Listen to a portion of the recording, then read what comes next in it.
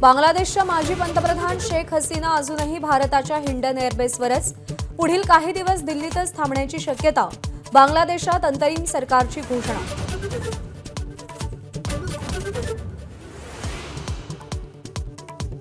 बांगलादेश प्रकरणी आज संसदेत परराष्ट्र मंत्री निवेदन करणार, तर ढाक्यातल्या दूतावासाला घेराव घालण्याचं जमाते इस्लामीचं आवाहन।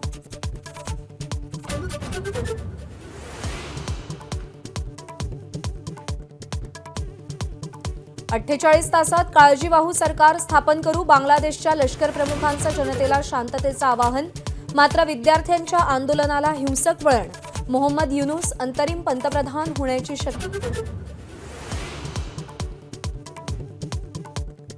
देवेंद्र फडणवीसांच्या निवासस्थानी मराठवाड्यातील आमदारांची बैठक, मराठा आरक्षणावर चर्चा, विधानसभेसाठी तयारीला लागण्याचे आदेश।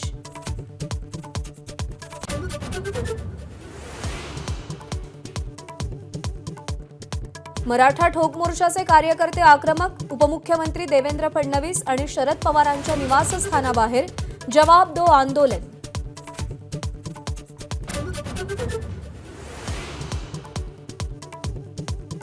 धाराशिवमध्ये राज ठाकरेंची मराठा आंदोलकांसोबत चर्चा, राज ठाकरे जरांगेंशी बोलून भूमिका स्पष्ट करणार, मराठा आंदोलकांचा दावा, ठाकरेंविरोधातलं आंदोलनही स्थगित।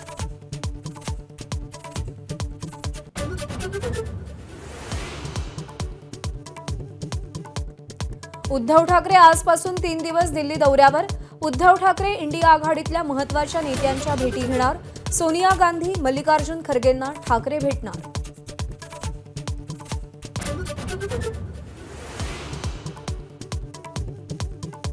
शिवसेनेसह राष्ट्रवादी काँग्रेस आमदार अपात्रता प्रकरणी आज सर्वोच्च न्यायालयात सुनावणी, राष्ट्रवादी पक्ष आणि चिन्ह याबाबतची सुनावणी देखील आज होण्याची शक्यता।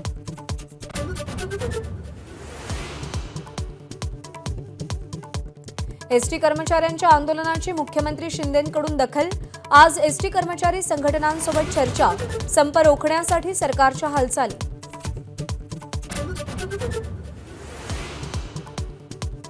कोचिंग सेंटर्स बनली डेथ चेंबर्स, सुप्रीम कोर्टाचे जोरदार ताशेरे, केंद्र सरकार आणि दिल्लीच्या मुख्य सचिवांना नोटीस।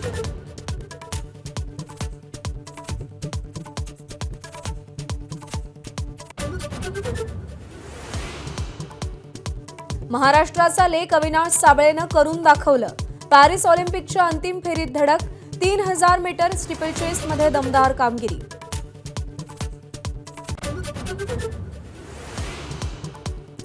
पॅरिस ऑलिम्पिकमध्ये आज भारतासाठी अत्यंत महत्त्वाचा दिवस, हॉकीच्या सेमीफायनलमध्ये भारत जर्मनी आमने सामने, तर भालाफेकपटू नीरज चोप्रा पात्रता फेरीसाठी मैदानात।